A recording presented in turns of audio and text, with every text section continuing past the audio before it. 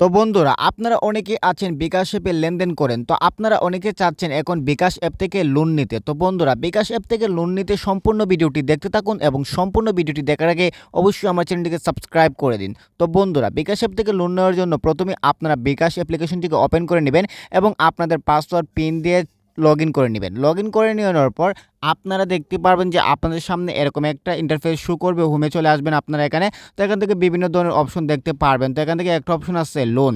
তো আপনারা এখান থেকে লোন অপশনটিতে ক্লিক করে দিবেন। লোন অপশনটিতে ক্লিক করে দিয়ে দেওয়ার পর আপনারা এখানে দেখতে পারবেন যে আপনাদের সামনে এরকম একটা পেজ আসবে এবং পেজে লেখা আছে লোন নিতে আগ্রহী হয় আপনাকে ধন্যবাদ। লোন পেতে আপনার বিকাশ অ্যাকাউন্টে ব্যালেন্স রাখুন এবং পেমেন্ট ও অ্যাড মানির সেবা বেশি বেশি ব্যবহার করুন এবং নিচে আছে হোমে ফিরে যায়। তো এখান থেকে বোঝাতে চাইছে যে আপনারা যদি লোন নিতে চান তাহলে আপনাদেরকে বেশি বেশি লেনদেন করতে হবে, বড় বড় লেনদেন করতে হবে এবং আপনাদের অ্যাকাউন্টে ব্যালেন্স থাকতে হবে। আমার অ্যাকাউন্টে কিন্তু কোনো ব্যালেন্স নাই। তো আপনাদের যাদের অ্যাকাউন্টে ব্যালেন্স থাকতে হবে, অবশ্যই ব্যালেন্স থাকতে হবে এবং সবচেয়ে বড় কথা হচ্ছে লেনদেন বেশি বেশি করতে হবে।